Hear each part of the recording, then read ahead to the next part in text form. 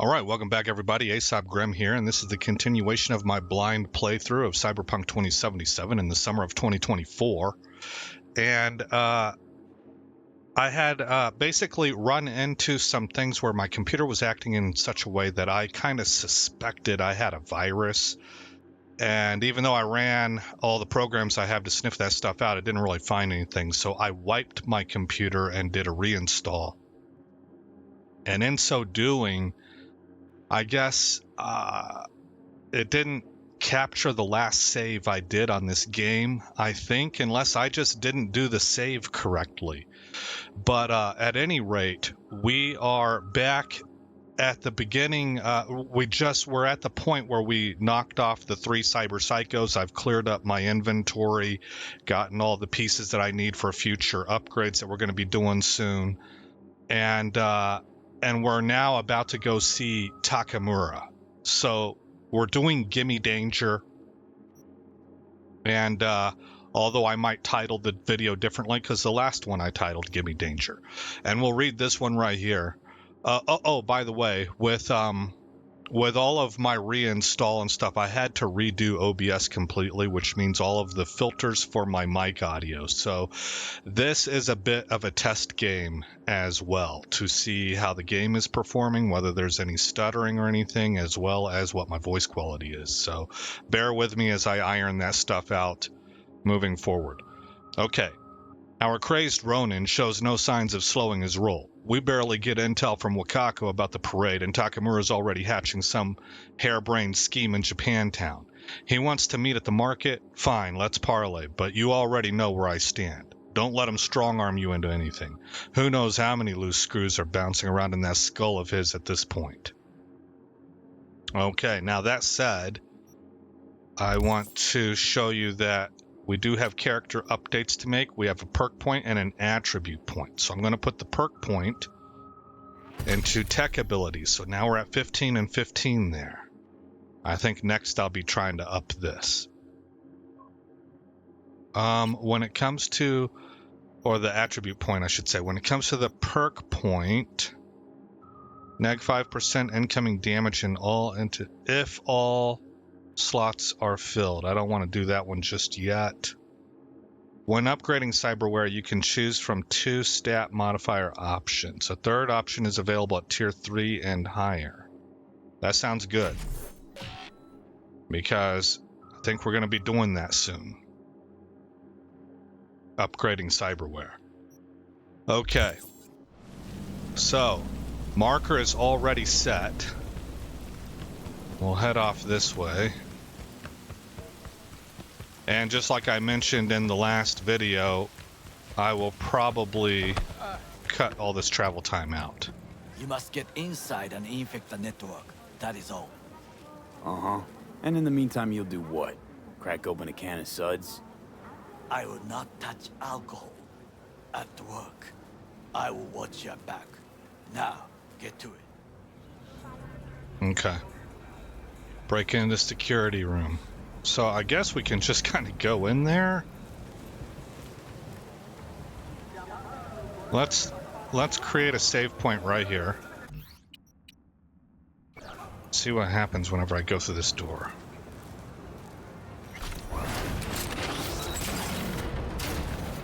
I mean, that wouldn't draw any attention. Holy smokes, there's not a smarter way in here. Thank you.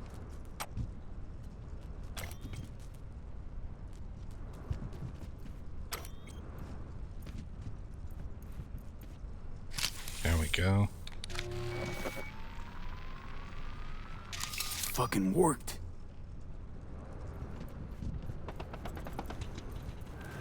Seems like it was really easy. And? Done. System's ours. The shard works. Good. The easy work we have done. To break into Arasaka Industrial Park will not be such a bed of roses. But before we discuss that... Sid, I have not eaten since yesterday. Oh, wow. Give me the best on the menu. I highly recommend the yakitori today. Anything that isn't local, please. See you tomorrow.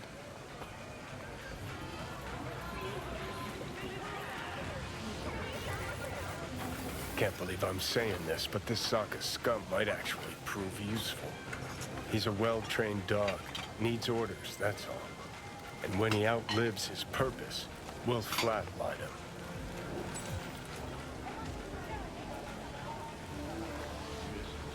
He's not on his A game, sure. Even without implants, he could decommission us easily. Where's that come from? Ever seen him in action? No, just no. From the way he walks, look in his eye. We'll come back to this later. What is this? Hey, yakitori.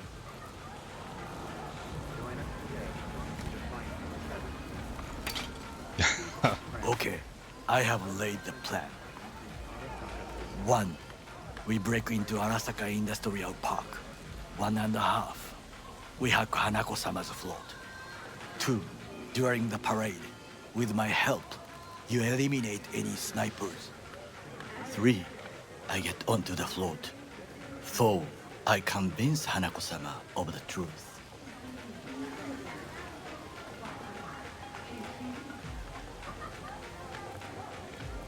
Forgot 5. Oda zeroes us and pisses on our corpses.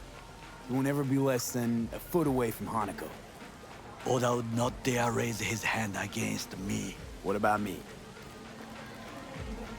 That is a different matter. I would advise you to watch your distance. Yeah.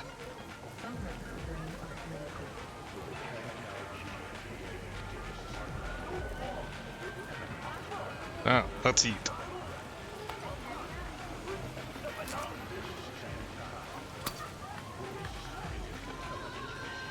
This your elaborate seppuku ritual? What? Why? As far as I can see, you're trying to get us killed. Really like to know why. The risks are substantial, yes, but we have no choice. Hanako-sama is our only chance. You have nothing to lose, as I do. I see it in your eyes. Now, we part. Reconnaissance is required. What are you doing? You're a stranger in a strange land. I'm going with you. True. And you with your hands, skills, mind of a thief. Agreed. This we will do together. Cook! Louder! Louder! Yorinobu. In the flesh. President Myers has He eliminated the last obstacle between himself and complete power. They Surrendered it to him. Tell me then, what do we call the murder of my father? Was that not a provocation? Was that not a... Arasaka. An empire built to last. Before Yorinobu set fire to it from the inside. All of this began with him. The factions, power struggles, all of this. Kusa!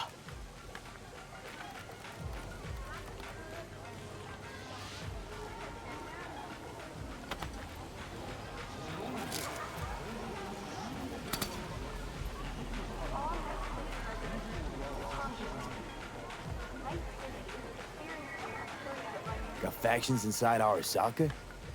What are they? There are 3. Kiji, Hato, and Taka. Kiji longs for stability. The old order. They are united behind Hanako-sama. The liberal wing, Hato, support Michiko-sama, Saburo's granddaughter. I know little about her. And then there is Taka, treacherous dogs who support Yorinobu. Not to mention even smaller factions. Tell me about him some other time. Why'd Saburo tolerate it all? Can't get my head around it. Could've kept his son on a short leash.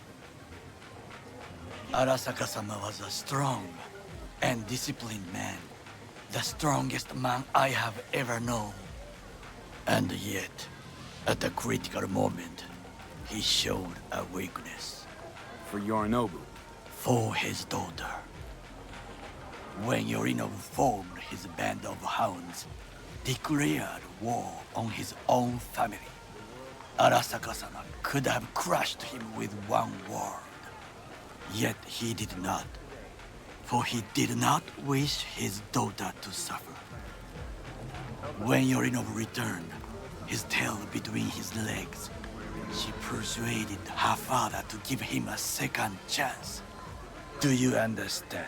Yeah. Hanako-sama saved Yorinobu from the consequences of his deeds.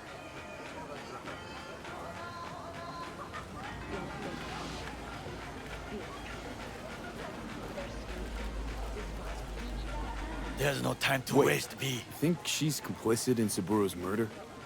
No. I think we are all to blame. We allowed ourselves to be tricked. But we will correct this soon. She was Will you just join wrong. me?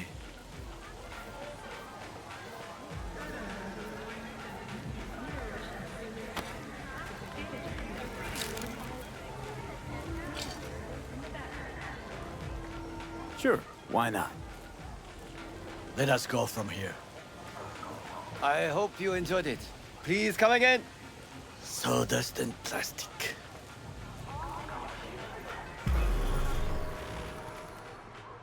Okay. So we're into the next part of the mission, it looks like. My FPS is consistently reading like between 30 and 40, but the game looks good. Come. I have found What's this say? a good place to observe. We must just climb up here. Alright. Oh, wrong button, Why man. do you wait? Now this way. So this must be the compound. Fortune smiles to us. It seems no one is here today. I saw something over here that I want. I hope I don't get myself in trouble. Shortwave transmitter.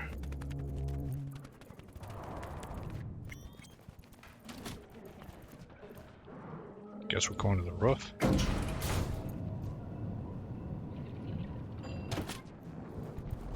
I would call this a beautiful view of the city, if there was anything to admire. Hate Night City that much. Perhaps I am simply homesick, as you say. Now, you must look for vulnerabilities, weaknesses, while I try to think of a diversion. Arasaka cannot discover our intentions. A bit of sabotage is just what we need to divert their attentions. 75 years of cyberware. You will have the best view on the left. I will try here. This old scope should be good for something. Shall we begin? Cheap and reliable, this cult favorite was immortalized in the 2034 punk rock hit Pound and Gina and My Galena. Okay. Oh, we're looking at a car. Okay.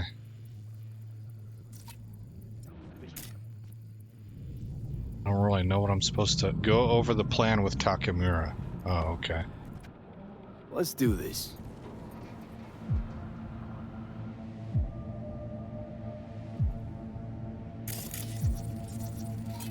So, we must be aware of the mech.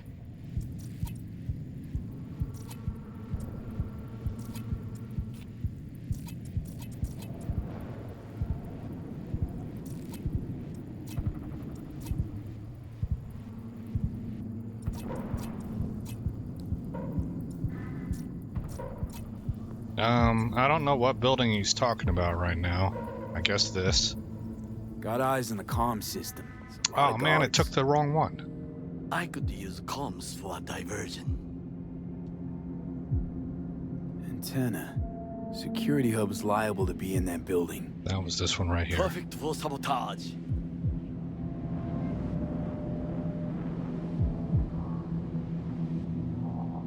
Camouflage turrets by the gate.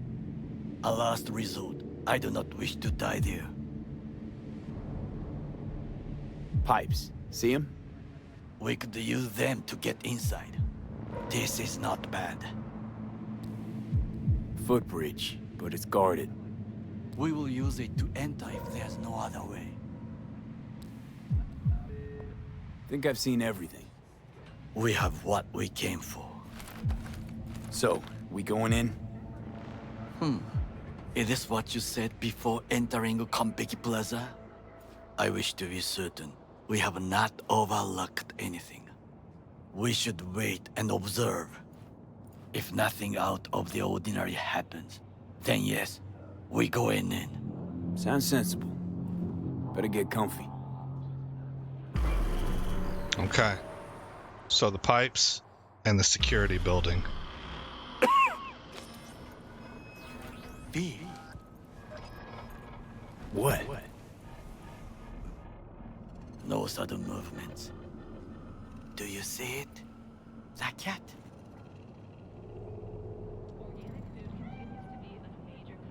So? It's a cat like any other.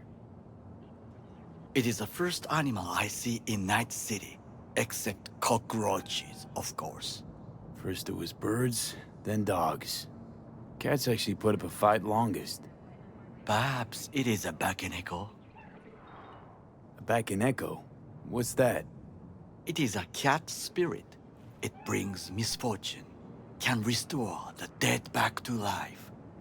Wow. Believe in ghosts? The relic lets you talk to the dead, does it not? I believe we are past belief.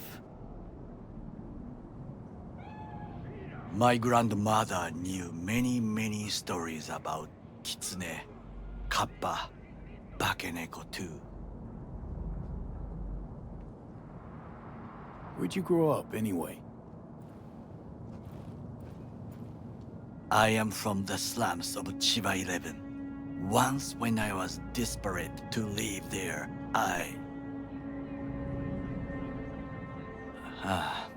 bad memories washed away by time.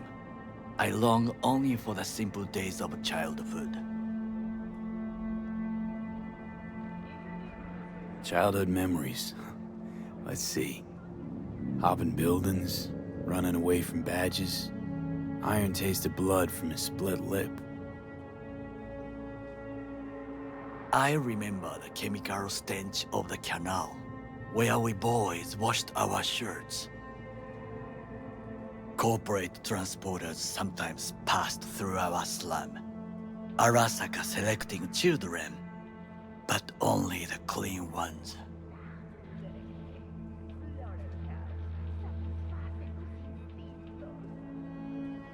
Let me guess. So they could turn them into Corvo soldiers? Exactly. When they chose me, I felt I had won the lottery. In the army, I was given everything I lacked before: discipline, regular meals, and when I proved I was gifted, an education.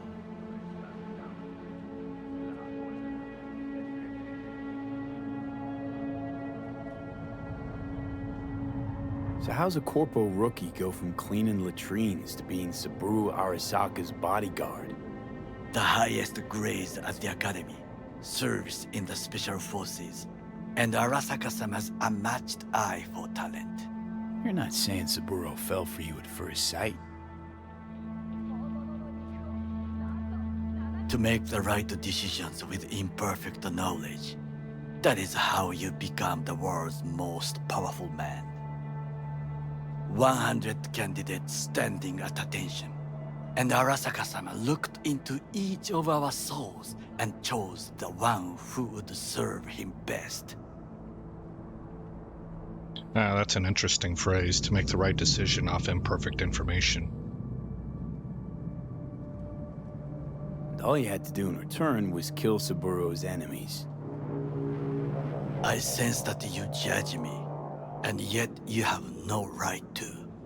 Unlike you and your friend Mr. Wells, I was not arrogant. I did not take the easy path.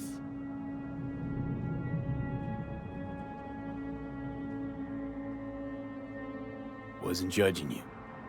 And true, you opposed the corporations, their order, their world, in a mindless way, yet you offer no worthy alternative.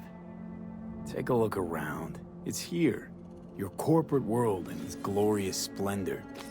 You show me filthy streets as if no other world exists, as if nothing else is possible. What of the millions who work for Arasaka and receive stability, safety? Cheap 11 slum rats? They're there, scraping scraps out of scop tins. Corpse decided that, too. We cannot fix everything at once. I think what's at play here is that you've always got human nature at play, and human nature seems to strive for power, right? So any kind of fantasy of a utopian environment under human rule is just, I think it's a pipe dream. But authoritarianism is what we're looking at now. Whether that comes through governments or corporations, and I would say I would throw out of my mind the notions of corporations and governments, and I would start thinking in terms of nobility, aristocracy, the handful of the powerful and influential who seem to want to do nothing more, perhaps because they're bored. They have minds that created empires, so they want to be involved in stuff. They seem to want nothing more than to coalesce power. And they tend, obviously, to have an elitist viewpoint, and so they view 85% of the world's population as being no more than serfs. And so that's your place, that's your position. You know, so I think that's what it is. You already forget what happened at Tom's Diner? People hate Corpse more than anything. Can't blame him either. Got some regrets, but clapping from Arasaka ain't one of them. He's a street Sometimes kid, so I wish try to go become with a it. nomad, to leave this world, forget everything.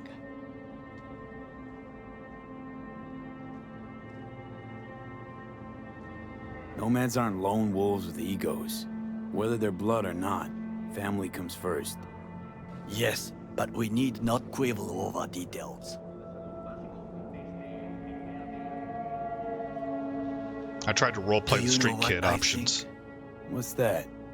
That day in Konpeki, we both have lost someone important. And we are not at peace with this. So we seek conflict, argue eagerly. No, I think there may be something to that. Finally starting to make some sense. It is the duty of the living to atone for the dead. Hanako-sama shall aid us in our mission. Or she'll make sure we die for good. The Bakaneko got sick of us. He just rolled off the road. It will find its own way.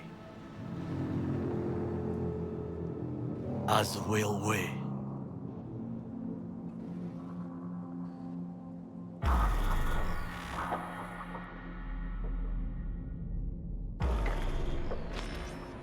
I think it is time to do something. You know, I want to interject this. Where are we at on time? This might be a long episode. But I told you guys I'll do these things. You know, if this game brings something up that I think piques my interest, I want to talk about it. Johnny is somebody who, obviously, he's anti-corp. He gave his life willingly to fight against corporations. So he thinks in terms of black and white, and he draws lines. Now, I'm telling you up front and center, both from a personality perspective and my military background, that appeals to me. I don't like wishy-washy. I think you should be able to look at a situation and be like, that's the bad guy right there, and that's the good guy, and stop wasting my time trying to tell me about there's a whole spectrum here. You know, a gradient of, or that it was circumstances in this dude's surrounding circumstances that pushed. I don't care. Look what he's doing. You know, take him out. That that appeals to me. But I'm telling you, and I'm not trying to shove anything down your throat. I'm explaining to you the framework with which I've been given for me to view the world through. And one of that is my religious beliefs as a Christian, which the Bible says that it's the demons that our war is against. It says your war is not against flesh and blood. It also mentions things like live by the sword, die by the sword. I don't necessarily think that comes to play in matters of defense, because in the New Testament, he told the disciples to take a sword, right? But if you're using the sword aggressively to take over, I think that's live by the sword, die by the sword. Right. So you have some themes going on here, but that ultimate thing, that your battle is not against flesh and blood, but against strongholds and principalities of demonic influence, and that the flesh and blood counterparts are really just nothing more than vessels. And you know what it makes me think of? You guys should look this up. If you want a more secular perspective of the same concept, watch, I think it was Denzel Washington's first movie. I can't remember what it was called, but he's a cop and he's chasing down a serial killer, only to find out eventually that what it really is that it's a spirit. So as soon as he catches the serial killer and puts him down, the spirit leaps to another body and takes that body over. Right? So I don't think that's an exact one-to-one parallel, but what I'm getting at here is that it allows me this framework to see how Johnny is really caught up conceptually in an us against them mentality that is missing, I believe, the broader picture of the fact that maybe it's not necessarily corporations versus people. It is the desire, means, and tendencies of people who have their hands on the levers of power to coalesce and centralize power. If you go through and look at the history of mankind through government, you'll see exactly that. Go look at the progression from ancient civilizations through the Middle Ages and notice how the progression of government and its ability to govern and to maintain control and coalesce is mapped through the coalition of power. The more power that gets into the monarchy, the better they're able to form nation states. But there's a trip point where you go so far that now you get the wrong person in charge of that, and you're in a whole heap of trouble. And that makes me think, this is the last thing I'll say, that makes me think, I always forget if it's Socrates or Plato, but one of them came up with a very simple formula for establishing a ranking order for governments. And it goes like this: the best possible form of government is one good man in charge of everything. Remember, this is back in his time, so it uses that language, right? The next best would be a small group or an aristocracy or an oligarchy of good people in charge. The next one is a government run by the population, by the people. Now, if this was, well, that gives us into a whole nother discussion. I don't want to lengthen it too much. After that, the next one, so now we're actually on the bad side of things. That was the middle point. The middle point is a government run by the people. The next worst is a group of evil people. And the worst is one evil man. And so you can see that if you have the structure in place for a king, your fortunes completely flip depending on whether you got a good king or a bad king. And the place that looks like it would have the most efficacy across the greatest amount of circumstances is that middle one, a government by the people, right? for the people of the people. So anyway, I think all that stuff ties together, and this game brings up ideas that make one go into thoughts like that. Like, it all connects. You can see in the game a scenario unfolding that all of these different principles I just brought up are impacting. That's, to me, that's fascinating. You're seeing the application of these principles. I keep looking over here because I'm thinking Johnny. Johnny, very black and white on this situation. Oh, fuck, getting worse. You do not look so bad. Takamura, we will meet on Santa Ana Street. I am waiting by the construction site. It is visible from a distance. See you soon. Okay, well, at the time that I'm at here, 42 minutes, I think we're going to go ahead and save it right here, because that seemed like a natural break point. And we'll pick up probably with the infiltration of this place when we talk to Takamura next. Let's hit save. And is it still called Gimme Danger? It is. I'll have to think of another title for this, like Scouting Arasaka's Defenses or something like that. Alright guys, again, I'm Aesop Grimm. Thank you for coming by the channel. I hope you like what you saw. More importantly, I hope all is well in your neck of the woods, and I'll see you in the next episode where this story continues.